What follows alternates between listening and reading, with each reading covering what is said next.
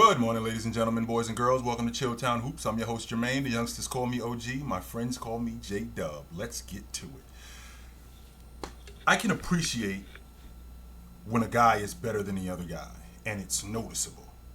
But what I also have to recognize, when the gap between another player is closing. That a guy is getting closer to this guy, and it's noticeable. So, for example, last night, Jayson Tatum put the world on notice. Now, I know that people are going to say that, Luka was hurt. He had a swollen ankle, and he went to go get his ankle taped, and he was holding his chest. When you step on the floor, the notion is you are ready to go.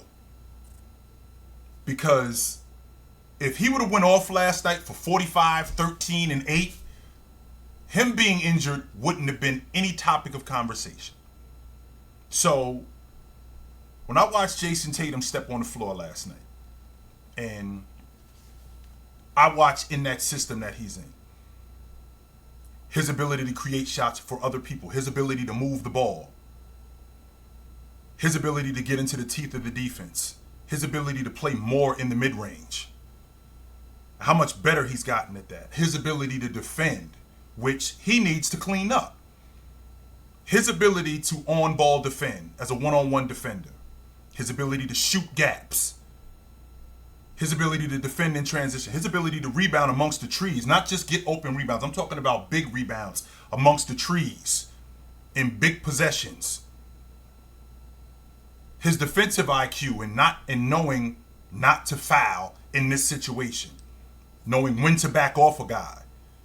Knowing when to press a guy. If he could get more consistent in that, which he knows I got to clean that up. Once he gets more consistent in that,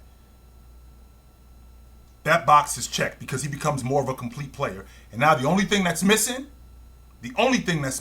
is winning. And then we're having a completely different conversation. So with that being said, I look at his game, and from the minute he showed up into the NBA to where he is now, the improvement has been substantial. And the gap between him and Luka Doncic is not as big as it once was. It's closing, and it's closing primarily because of everything that he's gotten better at. I've said this in countless interviews. I've said this countless times on shows that I've been on. I think Luka came into the game more polished as a pro, and he was more pro ready. His game translated to the NBA immediately. He's ball dominant. The game is wide open. It's a long ball shooting game. It's a game for a facilitator. So his game was tailor-made for the NBA. And he was pro ready. So his trajectory was this right from the beginning. But I'm not buying the logic that it's going to keep going this way more than I think at some point, because we're in year 5 now. And I've always been under the impression that once you get to around year 5, year 5 for me. Once you get to around year 5, this is probably who this guy is. This is what you should expect to see moving forward. Michael Jordan in year 5, he went 33, 8, and 8. All right, so this is what you should expect to see from this guy moving forward. For Jordan's career, he averaged 30, 35, and 6. Something like that. So Luka is 34, 9, and 8 this year. So moving forward, that's probably something that you should expect. Around 30, 31 a game. Between 30 and 30, 33 a game moving forward. That's kind of what you should expect from this guy for the next 5, 6 years. That's probably who he is. And Jayson Tatum, however, because of his ability to defend and his ability to play make, his passing has gotten better. That gap between him and Luka, it's closing. He's got 10 straight games where he scored 25. Now, because of the scoring barrages that we've had, that kind of stuff goes by the wayside. I mean, he went 29, 14, and 10. And the reason why that's not really being talked about that much, because Lauri Markkanen went for 49, and I'm going to get to him in a little bit, so we just hold on. He went for 49. And the fact that we've seen Giannis go 40 and 20 in back-to-back games, then go 55 and 10, and we see Luka go 60 and 20. We've seen all of these scoring barrages. Performances like that go by the wayside where people kind of scoff at it, where it's not that big of a deal, when this is incredibly not only is it incredibly difficult, but it shows when you watch these guys how much they've improved overall, which would explain why I feel like this gap between Luka and Jayson Tatum, it's closing. I still think that Jayson Tatum is on the outside looking in as a top 5 player in the game, but I really feel like he's getting close to that. I think he's right on the outside, like 6. Right on the outside of that. And the gap between him and Luka, it's definitely closing. Definitely. Now, once like I said, once he gets to the point where he's more consistent as a defender, more consistent as a distributor, and more consistent as an overall offensive player and defensive player, that box is checked. And now the only thing left is to win. That's it. The only thing left is to win. And then now we start to have the conversation about where you fall all time. But I don't think he's that far away when you're talking about the best players in the game. When you're talking about the best players in the game, I think last night's game was a signature game just to let people know that, when you're talking about the better players in the game, you do need to talk about me. I need to be in that conversation. Now, I haven't won yet, but I'm close. I'm not that far away. I am not that far away. I am closer than you guys think. And I need to be more in that conversation. And I'm definitely one who recognizes that. I am a Jayson Tatum supporter. I think that Jayson Tatum is one of the best players in the game. And I said last year I thought that he would be in the MVP conversation and he would be just as good within a year as Luka. I felt like that, and that's going on right now. Absolutely, that's going on right now. So I'm definitely feeling his game. And there are guys, however, that I look at and I think to myself, I didn't know your game was like that, and I owe you an apology. And one of the guys that I can say that about, right?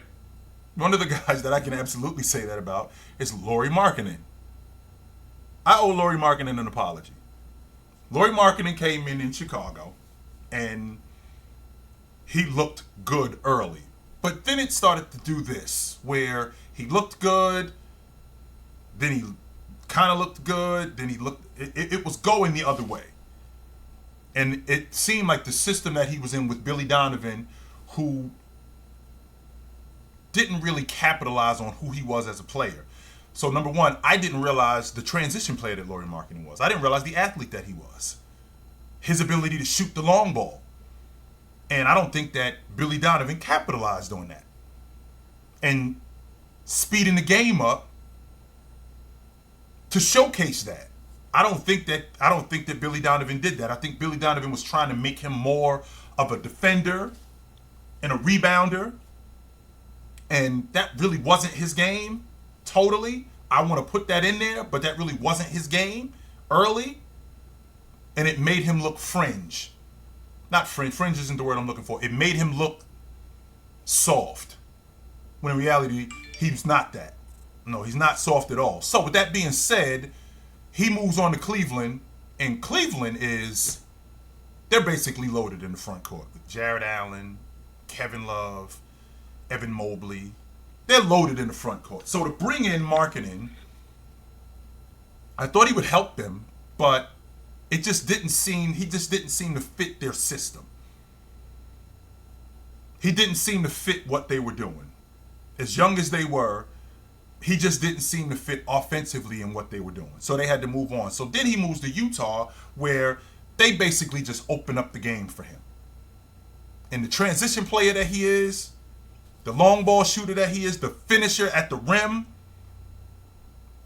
I didn't realize that he was that good at those things. until I watch him in Utah, and I'm thinking to myself, yo, this guy is the real deal. So if there's a guy that I owe an apology to, it's Lauri Markkanen, and I think he's going to make the All-Star team this year for the first time, and it's not just because the game is in Salt Lake City.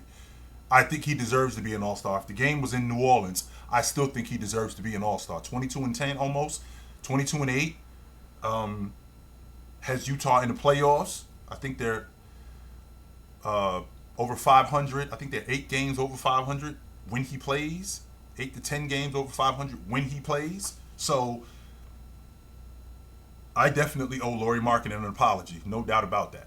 And since we also on the subject of owing guys an apology, I got Kyrie Irving starting in the All-Star game.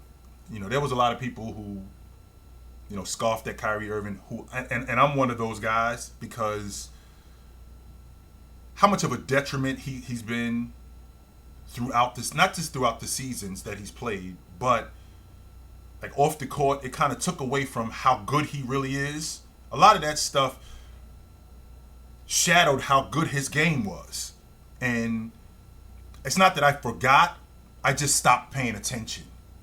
I didn't forget because I knew how good he was. I just stopped paying attention because I was over the antics and him being problematic. I just was over it. I was. And I wanted him to get back to being the baller that he was when he was with James.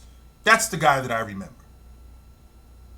How good he was. And when these things that he had going on arise, they take away from how good of a ball player he is. Now, I want to be clear that being socially active is very important to me.